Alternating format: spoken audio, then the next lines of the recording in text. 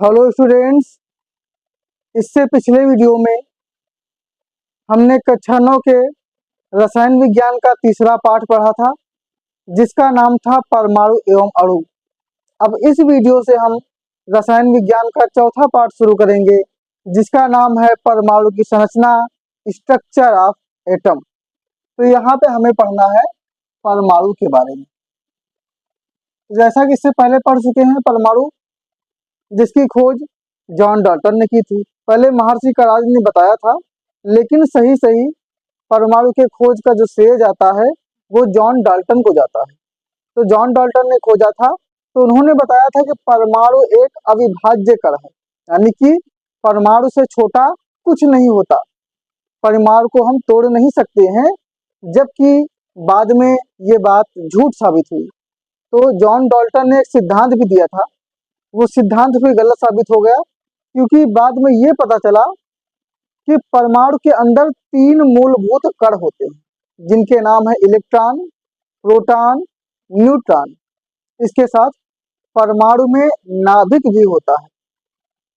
तो इन आधार पे हमने बाद में ये जाना कि परमाणु एक अविभाज्य कण नहीं है, क्योंकि परमाणु के अंदर भी सूक्ष्म कण होते हैं। तो इस अध्याय में हम उस अध्याय की जो कमियां हैं उनको यहाँ पर पढ़ेंगे। तो जैसे परमाणु हमने 3 बात की। एक बात हमने की इलेक्ट्रॉन, जो इसके अंदर पाया जाता है। दूसरी बात हमने की प्रोटॉन, और तीसरी बात की न्यूट्रॉन। ये 3 कण होते हैं, ये तीनों कण परमाणु में उपस्थित होते हैं। तो हम बात करेंगे कि ये कण क्या है, कैसे होते हैं, इनकी खोज किसने की, कैसे खोज हुई, इन सब बातों को जानेंगे। तो सबसे महत्वपूर्ण है इलेक्ट्रॉन और प्रोटॉन। कारण ये है कि इलेक्ट्रॉन ऋणावेशित होता है, इसे ई माइनस से प्रदर्शित करते हैं, इन्हें ई और माइनस। प्रोटॉन धनावेशित होता है तो पी पे प्लस लगाते हैं। न्यूट्रॉन पे कोई आवेश नहीं होता तो एन पे 0 लिखते हैं, यानी कि उदासीन है। तो ये इलेक्ट्रॉन जो है ये धनावेशित है, प्रोटॉन ऋणावेशित है। तो ये उल्टा लिख दिया, इलेक्ट्रॉन ऋणावेशित, प्रोटॉन धनावेशित, और जो न्यूट्रॉन है ये उदासीन है। तो ये 3 कण हैं, इलेक्ट्रॉन, प्रोटॉन, न्यूट्रॉन। तो इन्हीं के बारे में चर्चा करेंगे। तो ये तो हम जान गए हैं कि परमाणु में 3 कण होते हैं, जिनमें पहले बात करते हैं इलेक्ट्रॉन की। तो इलेक्ट्रॉन को खोजने वाले वैज्ञानिक का नाम है जे थॉमसन। इन्होंने इलेक्ट्रॉन को खोजा था सन 1897 ईस्वी में। प्रोटॉन को खोजने वाले वैज्ञानिक का नाम है गोल्डस्टीन। यहाँ पे रदरफोर्ड का भी नाम आता है, लेकिन सबसे पहले गोल्डस्टीन ने ही बताया था, इसलिए गोल्डस्टीन का नाम लेते हैं। और इनके खोजे जाने का सन है 1886। अब बात करते हैं न्यूट्रॉन की, जिसे बाद में खोजा था जेम्स चेडविक ने। तो इनका जो सन है, जिस सन में खोजा था, वो सन है 1932 ईस्वी। तो हम तीनों को अल्प पार्ट कर देते हैं, जैसे समझ सके कि इलेक्ट्रॉन एक ऋणावेशित कण होता है जो परमाणु में उपस्थित होता है। इसे खोजने वाले वैज्ञानिक है जे थॉमसन, या जे थॉमसन कहते हैं। प्रोटॉन को खोजने वाले वैज्ञानिक गोल्डस्टीन है, जिन्होंने 1886 में खोजा था, ये धनावेशित है। न्यूट्रॉन पर कोई आवेश नहीं होता है, इसे खोजने वाले वैज्ञानिक जेम्स चेडविक है, इन्होंने 1932 में खोजा था। ये तो हम इनके वैज्ञानिकों की बात कर लिए और सन की बात कर लिए। अब और भी बातें करते हैं, जैसे कि इनका आवेश। तो जो इलेक्ट्रॉन का आवेश होता है वो -1.6 इंटू 10⁻⁻19 कूलाम होता है। यानी यहाँ पे हमने बात की खोज की, अब बात कर रहे हैं आवेश की। तो इलेक्ट्रॉन का आवेश जितना होता है, प्रोटॉन का भी आवेश उतना ही होता है, बस फर्क ये है ये माइनस में आवेश है तो इनका प्लस में आवेश होगा। तो प्लस 1.6 इंटू 10⁻⁻19 कूलाम, ये प्रोटॉन का आवेश होगा। और न्यूट्रॉन उदासीन है तो कोई आवेश नहीं होता, तो शून्य हो जाएगा। तो ये बात क्लियर हो गई। कि इलेक्ट्रॉन प्रोटॉन पे समान आवेश होता है, बस फर्क होता है माइनस और प्लस का। अब इसके बाद हम बात करते हैं इनका द्रव्यमान।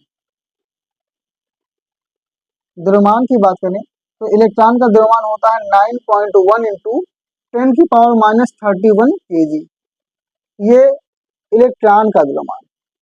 जबकि जो प्रोटॉन का द्रव्यमान होता है वो होता है 1.67 इंटू 10⁻24 kg, ये प्रोटॉन का द्रव्यमान है। और जो न्यूट्रॉन का द्रव्यमान है सेम होता है 1.67 इंटू 10⁻24 kg। तो ये याद रखेंगे कि जैसे आवेश की बात की तो आवेश में इलेक्ट्रॉन और प्रोटॉन का आवेश बराबर है, वैसे ही प्रोटॉन और न्यूट्रॉन का द्रव्यमान बराबर है। बाकी इनके द्रव्यमान की अगर हम तुलना करें, यानी कि आपेक्षिक द्रव्यमान की बात करें, आपेक्षिक द्रव्यमान अगर निकालते हैं तो अपेक्षिक द्रव्यमान की बात करें तो इलेक्ट्रॉन का जो द्रव्यमान है वो प्रोटॉन के द्रव्यमान से 18 मतलब कि लगभग 1837 गुना कम होता है। यानी कि इलेक्ट्रॉन का द्रव्यमान है 1837 गुना प्रोटॉन से कम गुना 1837 गुना प्रोटॉन से कम। ये इनका अपेक्षिक द्रव्यमान है। जहाँ पे हम द्रव्यमान की तुलना कर रहे हैं तो इलेक्ट्रॉन का जो द्रव्यमान है वो प्रोटॉन के द्रव्यमान से लगभग 1837 गुना कम होता है, जबकि प्रोटॉन का द्रव्यमान इलेक्ट्रॉन के द्रव्यमान से लगभग 1837 गुना अधिक होता है। 1837 गुना इलेक्ट्रॉन से अधिक अधिक। तो यही बात यहाँ भी होगी कि जो ये है इसका भी यही होगा कि लगभग 1837 गुना इलेक्ट्रॉन से अधिक या फिर प्रोटॉन के बराबर।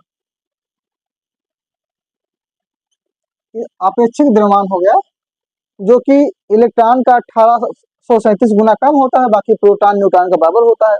तो प्रोटॉन भी इलेक्ट्रॉन से 1837 गुना ज्यादा है और न्यूट्रॉन भी प्रोटॉन से मतलब कि इलेक्ट्रॉन से 1837 गुना अधिक है। अब आपेक्षिक आवेश की बात करते हैं। ये तो आपेक्षिक द्रव्यमान था।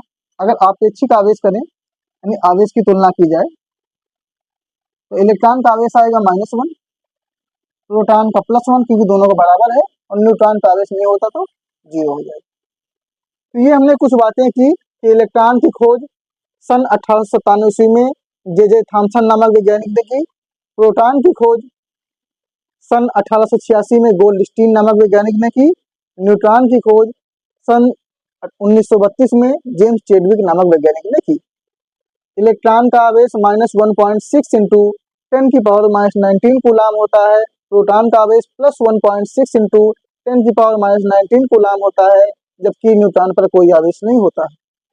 फिर द्रव्यमान की बात करें तो इलेक्ट्रॉन का द्रव्यमान 9.1 इंटू 10⁻31 kg यानी किलोग्राम होता है, और प्रोटॉन का आवेश 1.67 इंटू 10⁻24 किलोग्राम होता है, और यही उदासीन यानी कि न्यूट्रॉन का भी होता है 1.67 इंटू 10⁻24 kg। फिर अपेक्षिक द्रव्यमान, जहां पर हम द्रव्यमानों की तुलना करें तो इलेक्ट्रॉन का जो द्रव्यमान है वो प्रोटॉन और न्यूट्रॉन के द्रव्यमान से तुलना करने पे 1837 गुना कम होता है। आपेक्षिक आवेश की बात करें तो इलेक्ट्रॉन का आवेश -1 आएगा, प्रोटॉन का आवेश +1 आएगा, न्यूट्रॉन का आवेश 0 आएगा। अब यहाँ पे आवेश की बात करें तो इलेक्ट्रॉन पे होता है ऋण आवेश, ऋण आवेश यानी ऋण आवेश होता है। जो प्रोटॉन है इस पर होता है धन आवेश, तो धन आवेश, और ये उदासीन, इस पर कोई आवेश नहीं।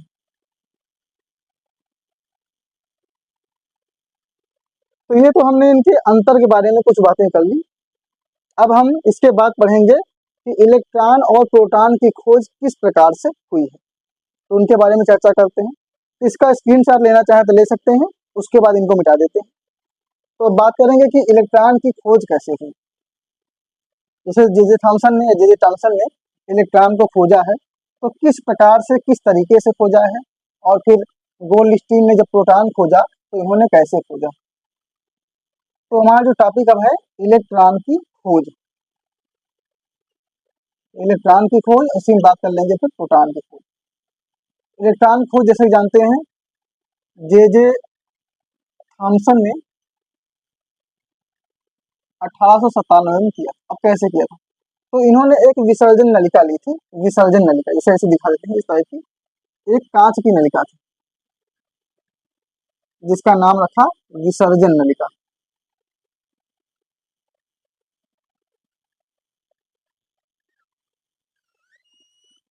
ये है विसर्जन नलिका। अब इस विसर्जन नलिका में कुछ कंडीशन थी, जैसे कि इसे निम्न दाब पे रखा गया, यानी इसका जो दाब था वो कम था। निम्न दाब और उच्च विभव, इसका वोल्टेज हाई था।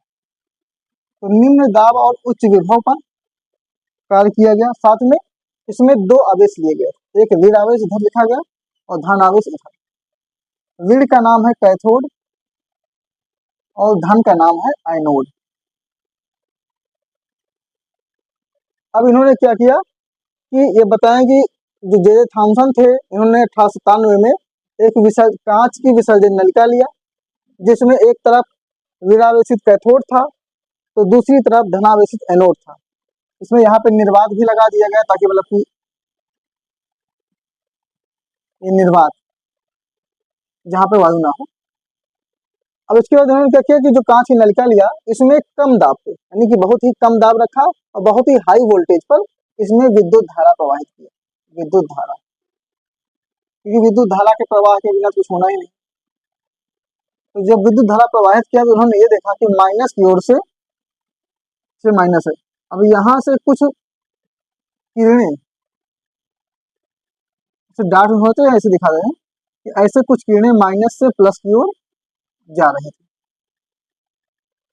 जब मतलब कि जब इन्होंने निम्न दाब पर उच्च विभव पर विद्युत धारा प्रवाहित किया तो इन्होंने ये देखा कि कैथोड से एनोड की ओर कुछ किरणें जा रही हैं और आगे जाकर ये किरणें यहाँ पर इसमें इसकी प्लेट पर एक हरे रंग का स्फुर दीप्ति यानी हरे रंग का प्रकाश यहाँ पे उत्पन्न कर रही है। तो इन किरणों को नाम दिया गया कैथोड किरणें, या फिर इनको नाम दिया गया ऋण किरणें, क्योंकि ये ऋण से चल रही है धन की ओर, तो जिधर से निकल रही है उसी का नाम दिया गया उत्पत्ति के स्थान से। तो जो जे जे थॉमसन थे इन्होंने इन किरणों को कहा कैथोड किरणें या ऋण किरणें, और साथ में उन्होंने ये कहा कि ये जो किरणें हैं किसी न किसी पदार्थ से बनी है। ये किरणें जिन कणों से मिलकर बनी है उन्हीं कणों का नाम रखा इलेक्ट्रॉन, यानी कि जो कैथोड किरणें हैं ये इलेक्ट्रॉन से मिलकर बनी है। इस प्रकार से इलेक्ट्रॉन की खोज हुई है। तो ये बात याद रखेंगे कि जे जे थॉमसन ने जब एक कांच की विसर्जन नलिका में निम्न दाब व उच्च विभव पर विद्युत धारा प्रवाहित किया तो इन्होंने देखा कि कैथोड से एनोड की ओर कुछ किरणें जा रही थी जिन्हें कैथोड किरणें या ऋण किरणें नाम दिया गया। फिर उन्होंने बताया कि जो किरणें हैं सूक्ष्म कणों से मिलकर बनी हैं और उन कणों का नाम है इलेक्ट्रॉन। ये हो गया इलेक्ट्रॉन की खोज। अब जैसे हम इलेक्ट्रॉन के कुछ गुणों की बात करें तो पहली बात तो ये है कि इलेक्ट्रॉन जो है मतलब इलेक्ट्रॉनों से ही कैथोड किरणें बनी हुई। पहला गुण ये हो गया कि इलेक्ट्रॉनों से कैथोड किरणें बनी। दूसरा, इलेक्ट्रॉन जो है सॉरी इलेक्ट्रॉन नहीं, हम कैथोड किरणों के गुणों के बारे में बात करेंगे, उल्टा बोलिए, मतलब कि जो कैथोड किरणें हैं इन कैथोड किरणों के गुण बात करेंगे। तो पहली बात यह है कि जो कैथोड किरणें हैं ये इलेक्ट्रॉनों से मिलकर बनी हुई हैं। दूसरी बात, कैथोड किरणें ऋण से धन की ओर सीधी रेखा में गति करती है। तीसरी बात, कैथोड किरणें फोटोग्राफिक प्लेट को प्रभावित करती है। चौथी बात, कैथोड किरणें सामने की ओर यानी एनोड की ओर एक हरे रंग की स्फुर दीप्ति उत्पन्न करती है। पांचवी बात, जो कैथोड किरणें हैं ये सीधी रेखा में गति तो करती ही हैं और इनका जो गतिज ऊर्जा होती है वो बहुत अधिक होती है। ये हमने कुछ बातें की कि जो कैथोड किरणें हैं इलेक्ट्रॉन से मिलकर बनी हैं, ये सीधी रेखा में गति करती हैं, इनकी गतिज ऊर्जा अधिक होती है, ये फोटोग्राफिक प्लेट को प्रभावित करते हैं, ये हरे रंग की स्फुर दीप्ति उत्पन्न करती हैं। ऐसे बहुत सारे गुण हैं। तो इस प्रकार से इलेक्ट्रॉन की खोज का टॉपिक समाप्त हुआ। अब हम बात करेंगे कि प्रोटॉन की खोज कैसे हुई। इसका स्क्रीनशॉट लेना चाहे तो ले सकते हैं। अब अगला टॉपिक प्रोटॉन की खोज। प्रोटॉन की खोज, तो जो प्रोटॉन है इसकी खोज 1886 में हुई है, जानते ही हैं। और खोज किया है गोल्डस्टीन। तो गोल्डस्टीन सन 1886। तो जो गोल्डस्टीन इन्होंने भी इसी विसर्जन नलिका द्वारा ही खोज किया था, बस थोड़ा सा फर्क है। एनोड कैथोड तो है ही, बाकी वही सिस्टम है, निम्न दाब उच्च विभव विद्युत धारा प्रवाह, इसमें कोई परिवर्तन नहीं होना, विसर्जन नलिका है ही, सिर्फ नाम बदल देते हैं। जो बदलना बस उतना बदल देते। तो इन्होंने क्या किया, जैसे मान लिया यहाँ कैथोड था। अब कैथोड से एनोड में क्या किया कि वो तो ऐसे हुआ था, इन्होंने कैथोड में एक होल बना दिया।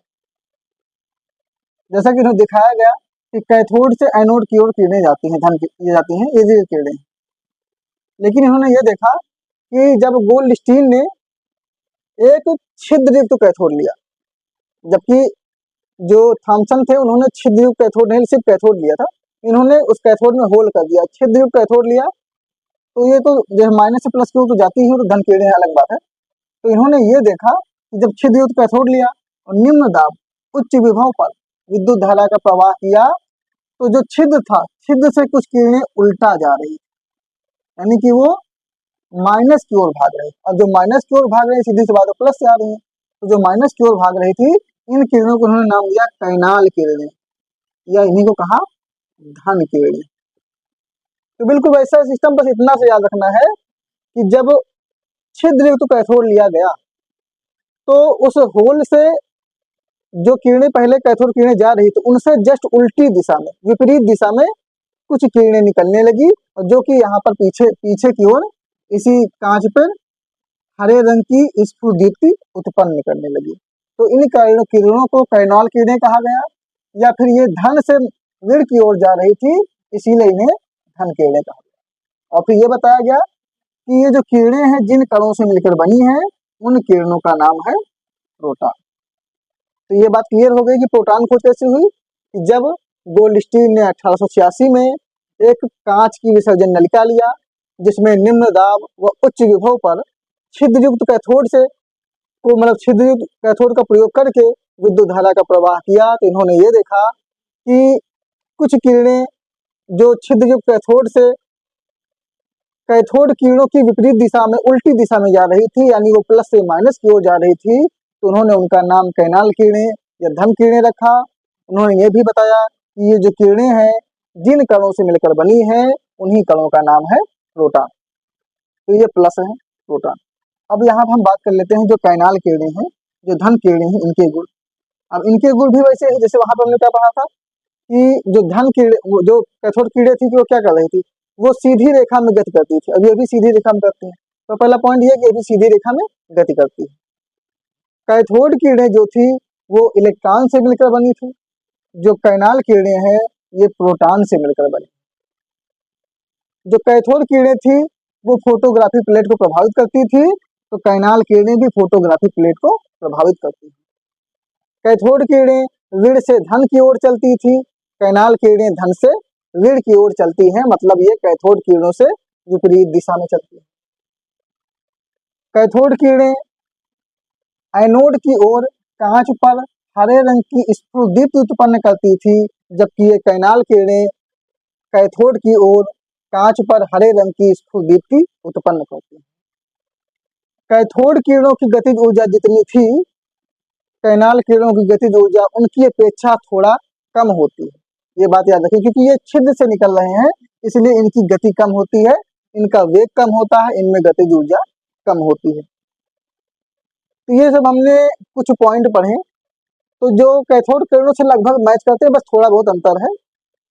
तो इस प्रकार से हमने प्रोटॉन और इलेक्ट्रॉन की खोज के बारे में बात कर ली। फिर इनके बाद जैसे न्यूट्रॉन की बात करते हैं, तो छोटा टॉपिक है। तो न्यूट्रॉन की जो खोज है उसे जेम्स चेडविक ने 1932 में किया था, जेम्स चेडविक। तो जो न्यूट्रॉन की खोज है वो नाभिक के खोज के बाद हुई है, पर परीक्षा में सबसे ज्यादा इलेक्ट्रॉन की खोज और प्रोटॉन की खोज के बारे में पूछा जाता है, यही महत्वपूर्ण है। न्यूट्रॉन तो वैसे भी उदासीन है। तो जेम्स एडवी ने बताया था कि जो पीछे परमाणु है, अब इस परमाणु में होता है नाभिक। तो जो प्रोटॉन है ये इसके अंदर रहता है, न्यूट्रॉन अंदर रहता है, इलेक्ट्रॉन बाहरी कक्षाओं में चक्कर लगाते हैं। तो यही जेम्स एडवी ने बताया था 1932 में कि नाभिक के अंदर प्रोटॉन के जैसा ही समान द्रव्यमान वाला एक और कण होता है जो उदासीन होता है, और उसका नाम रखा न्यूट्रॉन। तो प्रोटॉन और न्यूट्रॉन जब मिल जाते हैं तो इससे बनता है न्यूक्लियन। जैसे हम बात करते हैं द्रव्यमान की, तो किसी का भी जो द्रव्यमान निकालते हैं, द्रव्यमान का मतलब होता है प्रोटॉन प्लस न्यूट्रॉन, यानी प्रोटॉन और न्यूट्रॉन की संख्या को मिला दें, उसी को हम द्रव्यमान या न्यूक्लियन कहते हैं। तो ये सब हम आगे चर्चा इसके बारे में करेंगे। तो इस वीडियो में हमने परमाणु में पाए जाने वाले 3 महत्वपूर्ण कण प्रोटॉन, न्यूट्रॉन और इलेक्ट्रॉन, उनकी खोज के बारे में, उनके गुणों के बारे में, फिर कैथोड किरणें, कैनाल किरणें, इनके गुणों के बारे में चर्चा की। तो अब ये वीडियो यहीं पे समाप्त करते हैं। इसके बाद अगले वीडियो में हम परमाणु से संबंधित मॉडल पढ़ेंगे। जैसे कि पिछले अध्याय में हमने डाल्टन का परमाणु मॉडल पढ़ा था, यहाँ पर इस अध्याय में 3 परमाणु मॉडल दिए गए हैं, जिसमें से तीसरा परमाणु मॉडल ही बहुप्रचलित है, सर्वमान्य है। तो उनको हम अगले वीडियो में पढ़ेंगे।